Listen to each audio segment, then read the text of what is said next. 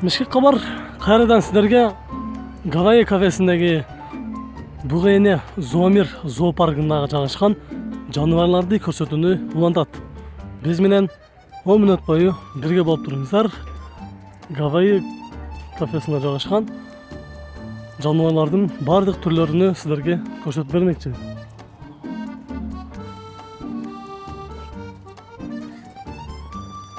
Достор, бул жерден эле киргенде биринчи эле бул жерде индийский карликовый кури деп коюптур. Ошол бентанки.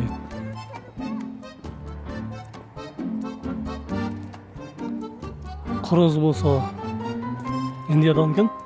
Анын тоок болсо Кытайдын тоогу экен. Инкубатор.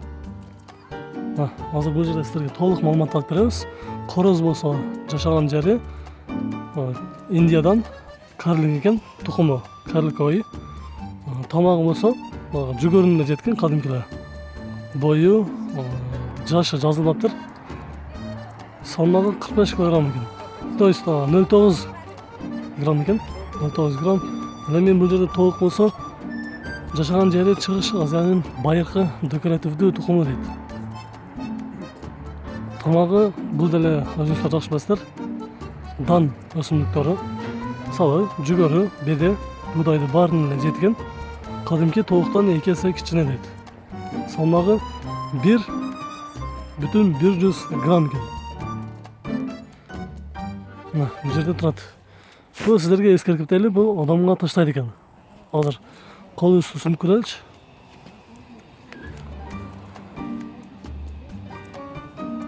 Азыр бизге жүгүрбөй жатат, бирок. Көрүңүздөр. Кол.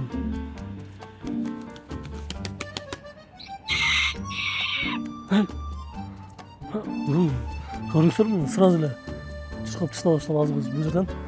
Азыр мына туруп теш кылып көрөлүчү азыр. Качып кетти. Мына кийинкиси кара корозду көрсөңүздөр. Кичинекей короз. Жер болсо ага силер Жекчан киносундагы Часпик киносуну көрдүңүздөр беле? Бага Жекчан менен негрден ойногондо бир мага курица бериңизчи дегенде тооктун башын чабып салат го. Ошол жердеги элес эске келип кетти да. Ошол Кытай тоогу эске келип кетти. Ошондогу тоок ушул экен. Биз эми силерге бул жактан дагы силерге көрсөтүүнү уланталы. Бул жерде эми силерге айтып кетели. Лошадь Пржевальского деп жазып коюптур. Отряд непорковные деп жазып коюптур. Семейство лошадиные дейт. Род лошади. Силерге бул жактан жашаган жерин көрсөтөлү. Жашаган жери Азия деп жазыптыр. Негизги бул биотобу. Биотоп дегенде түшүнөсүздөр, кайсы жактарда жашай алат, кайсы жактарда мындай тамак жеп жүрө алат деген мааниде жазылган. Бул талааларда, тоо этектеринде өрөөндөрдү эс алып, то есть жашай алат да, мындай жаткандачы. Тамагы болсо талаа чөптөрү, чөлдөгү бадалдар. Бою 130 сантиметрден өйдө деп жазыптыр. Салмагы 300-350 грамм экен. Көрүп коюңуздар.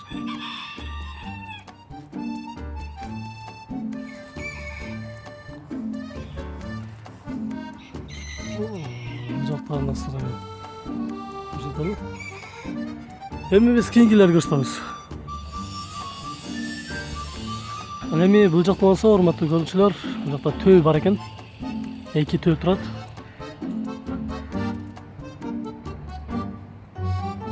Ананас көчөтүнү менен бул жакта төө турат.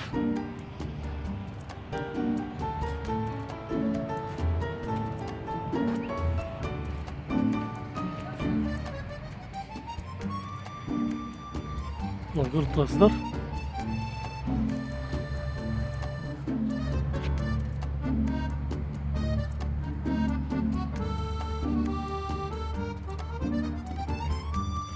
Биз бул жактагыларды силерге көрсөтөлү. Эми достор, бул жерде силерге павлин деген канаттууну көргөзөбүз. Мына карасаңыздар, чоң эле канаттуу, эки жагында чоң коргоочу ушундай өзүнүн эмеси бар экен, канаты. Көрүңүздөр, кооздугу деле өтө сонун көрүнөт экен. Мен азыр бул эмне кылып жатат, менден коркуп жатабы же мага ушундай көргөзүп жатабы, бирок түшүнбөй эле таң калып жатам да. Мына ушундай канаттуулар бар экен, павлин. Запрещено близко подходит к сетке, кормит и гладит животное дейт.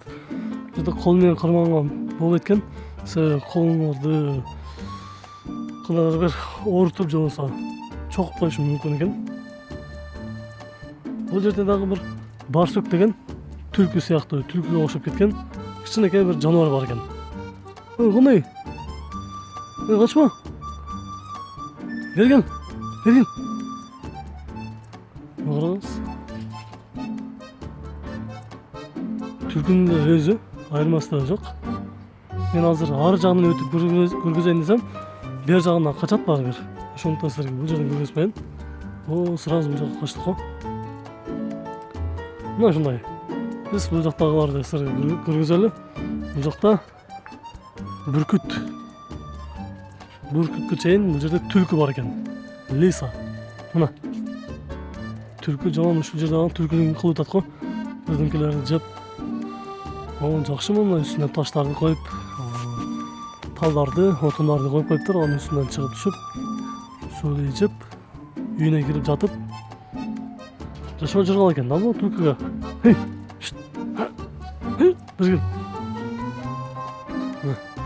Ким түлкүнү көрө элек болсо, көрүп алсаңыздар, мына живой.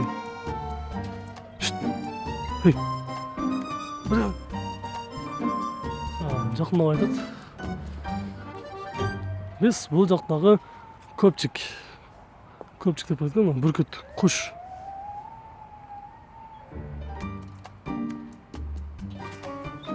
Мына учкандагы как раз камерага түшүп калды. Бар жагынан учту, бер жагынан учту. Караңыздарчы, көзү мени эле карайт го, тымбайбы? Тимеле менин көзүмдө карап туруп чокуп отургандай. Чөчүтат го адамды. Мына ушундай экен. Көрүңүздөр, бүркүттүн эс алуучу жерлери ушундай чоң капас бар экен. Капаста кирип эс алат. Бул жерде бир дарак, жасалма дарак коюп коюптур. Бул жерде таштар, кадимки таштар, бул жерде суу. Мына ушундай көрүнүштө турат экен. Ал эми буларды силерге эмне тамак жейт экенди билбейм, бирок бул жерде жазылып атыптыр. Ошондуктан силерге жөн гана көрсөтүп коеюн деп чачтым. Бул жерде фазан дейт. Фазан деген кичинекей бир тоок сыяктуу бир чымчыктар бар окшойт. Же бул тоокпу, эмне экен бул? Мен деле биринчи жолу көрүп жатам. Артындагы куйругу узун экен. Көрүңүздөр, азыр мен бул жакка өтүп силерге жакын кылып көргөзөйүнчү. Качабы, качпайбы? Качат экен.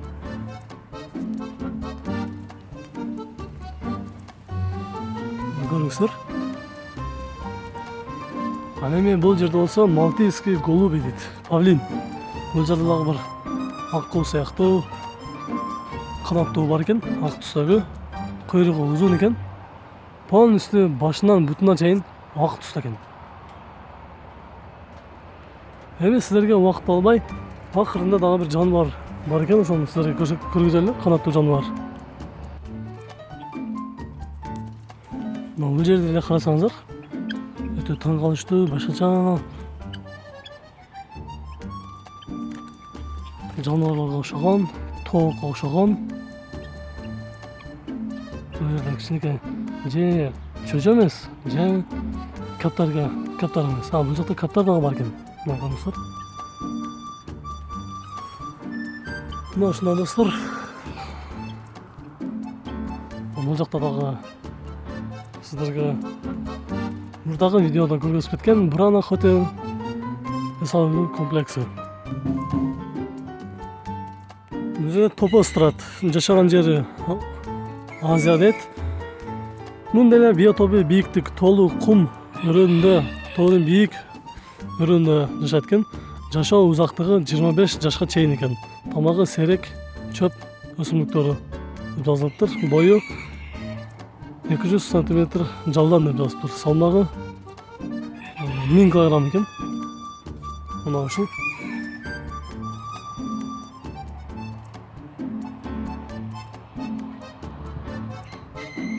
Көрүңүздөр. Жанында да кара түстөгү топоз жатат. Муну да азыр сиздерге көрсөтөбүз.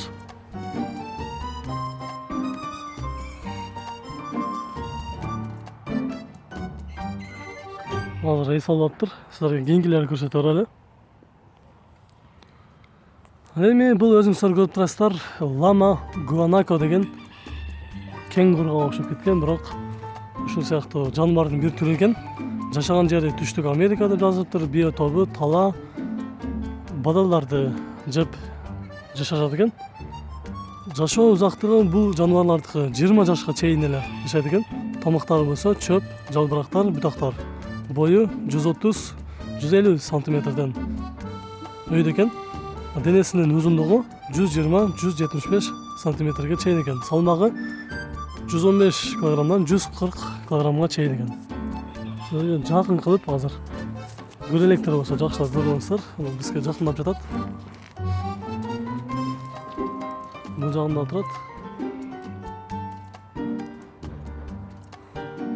Эми биз бул жактан сиздерге көрсөтөлү. Бул жактагы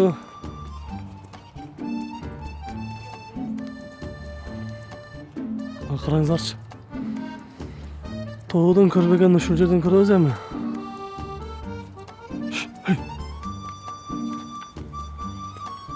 Бизден качып жатат.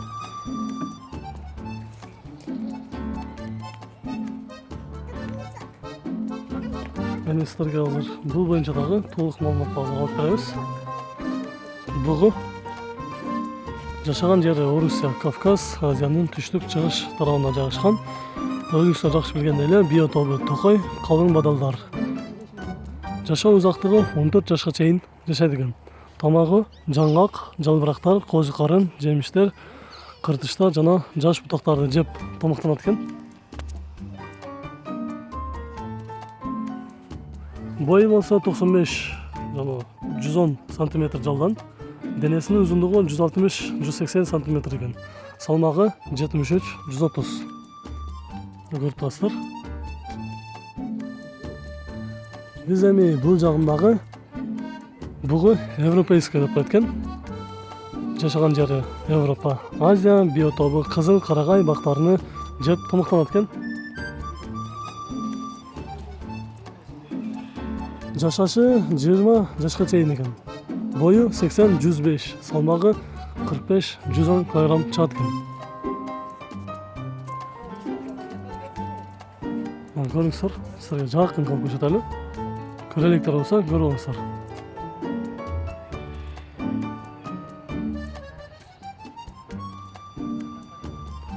Бул жерде бир эмес 5 бугу бар экен, европейский бугулар.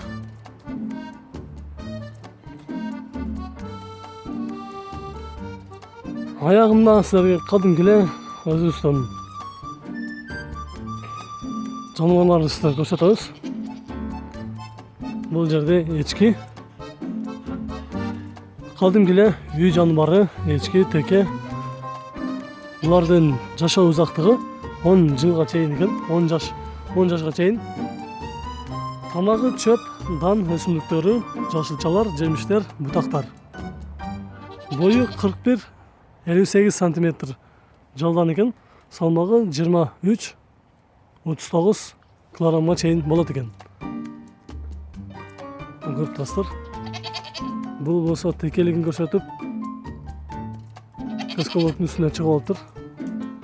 Тете жакта дагы бир теке заборго асылып атат. Эми бул жакта болсо кичинекей койл, баран. Бул не, настроениясы жок го бул? Не болсо го? Настроениясы жок, кеткиси келип атышат. Тете жакта бир жаман карын тогуз да бирок. Шеригине бербей өзү уруп атат окшойт, бул жакта туруп алат. Мына ушундай достор, биз силерге бат-баттап көрсөтөлү энди. Кичинекей кой дейт. Бул өзүбүздүн үй жаныбарларыбызды өзүңүздөр деле жакшы билесиздер. Канча узакка чейин жашайт? Жашоо узактыгы 10 жашка чейин. Тамагы өсүмдүктөр, той оттары, кадимки чөп. Жүгөрүнөн деле жейт. Бою 50 сантиметр жалган. Салмагы 20 килограмм. Мына ушундай достор. Биз силерге көрсөттүк. Видео жаккан болсо сөзсүз түрдө лайк басыңыздар, бизге катталыңыздар. Биз Бишкек шаарындагы жана Чүй өрөөнүндө жайгашкан бардык нерселерди, эс алуу жайларды, үйлөрдү, бардык нерселерди көргөзүп турабыз. Бизге катталыңыздар. Көрүшкөнчө сак саламатта туруңуздар.